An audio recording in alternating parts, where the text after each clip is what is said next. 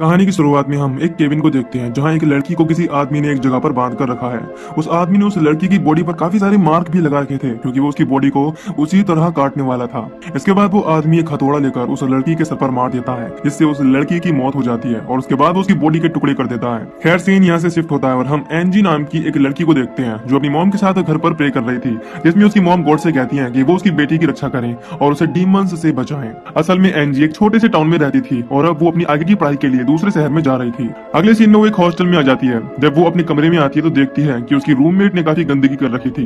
खैर कमरे में एक ही बेड था जिस वजह से एनजी को सोफे पर सोना होगा। वो बाहर आकर अपनी मॉम से बात करती है और कहती है कि यहाँ सब कुछ ठीक है। इसके बाद वो अपने कमरे में आकर सोफे पर ही सो जाती है। अगले दिन जब वो अपनी रूममेट के साथ कॉलेज जाती है तो उन्हें वहाँ के बोर्ड पर काफी सारे पोस्टर लगे हुए मिलते हैं। उन पोस्टर्स में एक पोस्टर उस मिसिंग लड़की का होता है जिसे हम मूवी की शुरुआत में देख चुके हैं, जिसका नाम रेबेका था। अब एनजी अपनी रूममेट से रेबेका के बारे में पूछने लगती है, जिस पर वो बताती है कि ये लड़की कुछ टाइम पहले ही गायब हुई थी और हो सकता है कि ये अपने बॉयफ्रेंड के साथ चली गई हो। तभी एनजी को वहाँ एक वैकेंसी दिखती है जिसमें बेबी सिटर की जरूरत होती है और वो उस पोस्टर से कॉन्टैक्ट नंबर ले लेती है ताकि वो पार्ट टाइम जॉब करके अपनी स्टडी और अच्छे से कर पाए। इसी बीच हम देखते हैं कि एनजी पर एक आदमी नजर रख रहा है लेकिन एनजी को इस बारे में नहीं पता होता। इसके बाद वो क्लास में पढ़ने आ जाती है। उसके पीछे पीछे वो आदमी भी यहाँ आ जाता है और उसे देखने लगता है। एनजी पीछे मुड़कर देखती है कि एक आदमी उस पर नजर रख रहा है जिस वजह से वो घबरा जाती है, लेकिन कुछ टाइम बाद वो आदमी यहाँ से चला जाता है। इसी बीच हम क्लास में देखते हैं कि टीचर उन्हें एक पिक्चर के बारे में बताने लगता है कि कैसे डेविल के बनाए हुए डीमंस गरीब लोगों पर अटैक करने के बाद उन्हें अपने बस में करके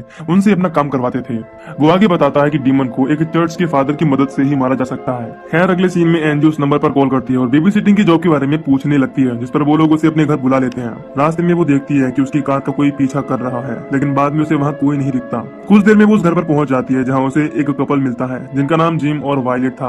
उनका एक बेटा सैम होता है और उसी की देखभाल अब एनजी को करनी होगी। हमें पता चलता है कि सैम हमेशा एक काउबॉय के कपड़े पहने रहता है और अपने सर पर से वो हैट कभी नहीं हटाता। इसके बाद वो एनजी को अंदर ले आते हैं जहाँ वो उसे बताते हैं कि वो फ्राइडे वाली रात को कहीं जाने वाले हैं, इस वजह से रात में उसे सैम के साथ रुकना होगा। एनजी देखती है कि सैम उससे काफी टाइम से घूरे जा रहा है लेकिन वो इस बात को इग्नोर कर देती है। खैर एनजी अपनी जॉब पक्की कर लेती है और हॉस्टल की तरफ आने लगती है। तभी रास्ते में उसे रिक नाम का एक लड़का मिलता है जो कि उसके पास वाली बिल्डिंग में रहता है। वो उससे बात करने की कोशिश करता है लेकिन एनजी वहाँ नहीं रुकती और अपने कमरे में आ जाती है जहाँ उसकी रूममेट अपने बॉयफ्रेंड के साथ ड्रिंक कर रही थी।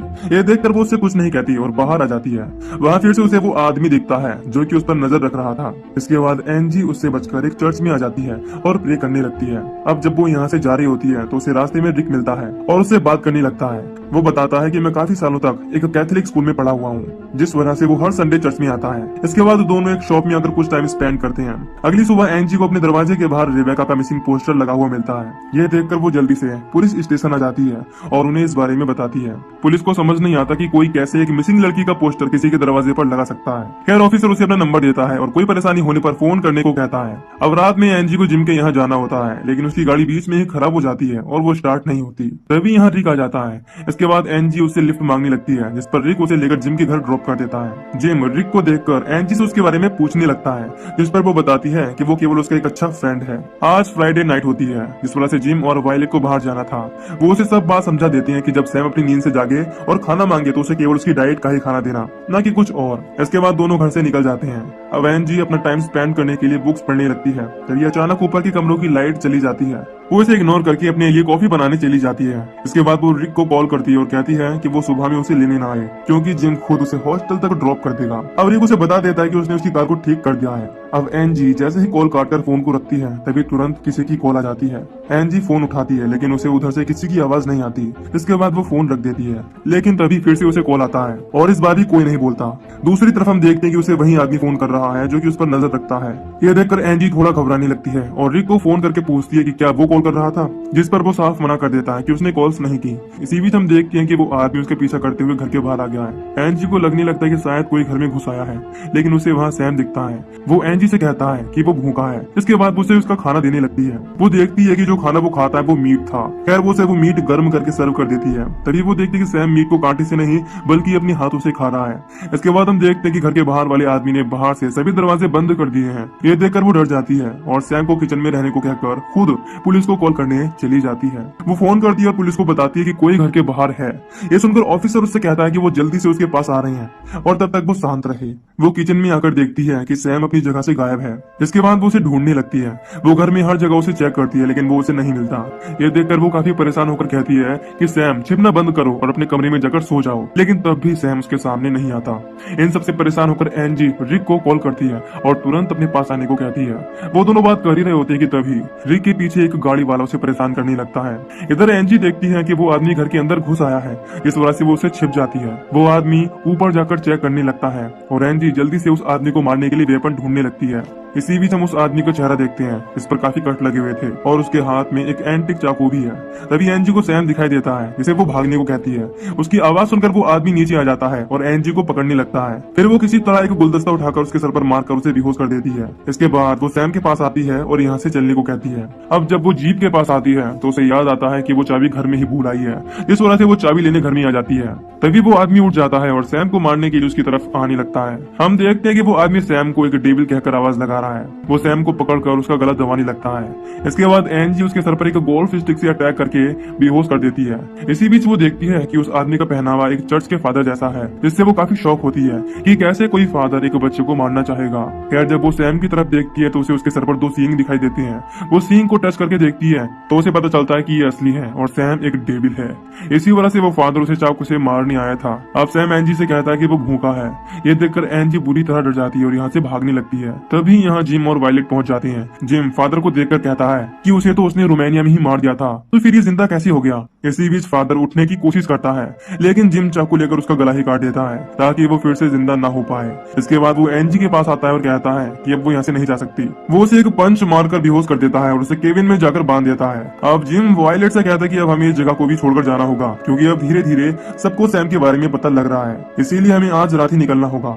वायलेट उससे कहती है कि वो सैम के लिए खाना पैक कर ले, जिस पर वो कहता है कि इस बात की चिंता ना करो क्योंकि वो शहर से एक लड़की को किडनैप करके लाए हैं। इसके बाद वो गाड़ी में से उस लड़की को निकाल लेता है और केबिन में ले जाकर उसे टेबल पर लेटा देता है। एंजी भी यहाँ होती है और ये देखकर वो रोने लगती है। अब जिम उसे सब सच बताता है कि सैम एक डेविल का बेटा है और वो फीमेल्स का ही मीट खाना पसंद करता है। वो आगे बताता है कि आज पहली बार वो केबिन में एक लड़की को काटते हुए किसी से बात कर रहा है क्योंकि आज से पहले उसने अकेले ही केबिन में आकर लड़कियों को काटा है। वो उसे रिबेका के बारे में भी बता देता है कि उसी ने उसे किडनैप करके सैम को खिला दिया।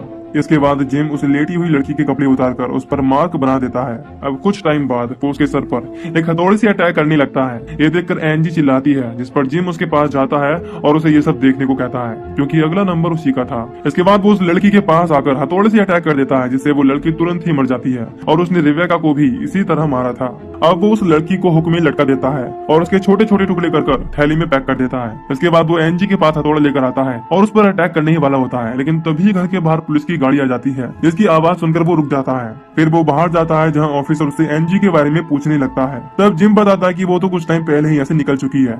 ये सुनकर ऑफिसर को उन पर शक होने लगता है लेकिन वो कुछ नहीं कहता और यहाँ से जाने लगता है। जाते वक्त वो जिम की गाड़ी की नंबर प्लेट को नोटिस करता है। उसकी गाड़ी का नंबर इस शहर का नहीं था। वहाँ से कुछ दूर जाने पर वो अपनी टीम को फोन करके उसी नंबर प्लेट के बारे में जानकारी लेने लगता है। इधर वायलेट को पता चल जाता है कि ऑफिसर को उन पर शक हो गया है, जिस पर जिम कहता है कि ऐसा कुछ नहीं है और वो अब एंजी को मारने जा रहा है। इसी बीच केविन में एंजी को एक चाकू मिल जाता है जिसकी मदद से वो अपने हाथ खोल लेती है। जब जिम यहाँ आता है तो वो उसी चाकू को उसके पैर में घुसा देती है और मौका पाकर यहाँ से भागने लगती है। वो भागकर एक पेड़ के पीछे छिप जाती है जहाँ उसे रिक मिलता है जो कि इस वक्त बेहोश था, यानी जिम ही उस पर अटैक करके उसे यहाँ लाया था। खैर एंजी उसे मरा समझकर दूसरी जगह चली जाती है। तभी हम देखते हैं कि रिक की आंखें हिल रही हैं। इधर एंजी उसके घर से दूर भागने लगती है लेकिन उसे जिम देख लेता है और अपनी बाइक से उसका पीछा करने लगता है। वो उस पर अटैक करके उसे फिर से बेहोश कर देता है। इसके बाद वो उसे उठाकर केबिन में ले आता है और उसके पैर में हुक लगाने लगता है जिससे वो उसे उल्टा लटका कर मार सके। लेकिन तभी यहाँ वो ऑफिसर आ जाता है और उस पर गन पॉइंट करके जिम से सरेंडर करने को कहता है। वो उसके हाथों को बांध रहा होता है। तभी अचानक से वायलेट आकर कुल्हाड़ी से उस पर अटैक कर देती है, जिससे वो जख्मी हो जाता है। इसी बीच एंजी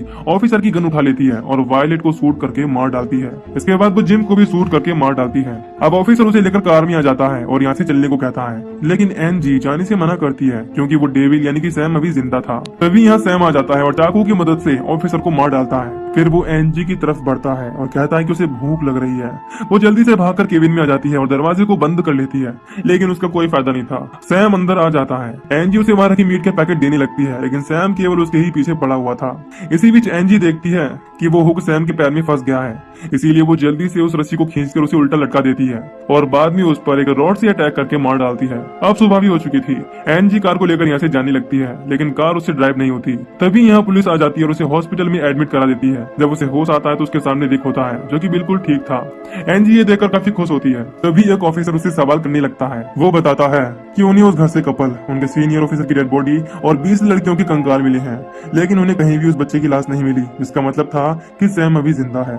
एनजी ये खबर सुनकर शॉक होती है, क्योंकि उसने खुद ही उसे मारा था। तभी यहाँ उसकी मॉम आ जाती है और उसे शांत कराती है। दूसरी तरफ हम एक कपल को देखते हैं जो कि बेबी सिटर वांटेड का पोस्टर लगा रहे हैं और उनका बेटा कोई और नहीं बल्कि सैम ही होता है। इससे हम समझ पाते हैं कि ये डेविल कभी मर नहीं सकता और ये एक कपल के पास जाकर उन पर अपना काबू करके अपना काम निकलवाता है। इसी वजह से वो कपल डेविल के गुलाम बनकर लड़कियों को किडनैप करके उसे उनका मीट खिलाते थे। हमें ये भी पता चलता है कि वो फादर सैम को ही मारने आया था, क्योंकि वो जानता था कि सैम के अंदर का शैतान दुनिया के लिए एक खतरा है। कहानी के आखिर में हम देखते हैं कि एनजी रिक के साथ वापस से उसी घर के पास आई है और वहाँ से वो एंटीक चाकू लेकर जाने लगती है, यानी अभी भी वो सैम के पीछे है। और इसी सीन के साथ ही मूवी यहीं पर खत्म हो जाती है।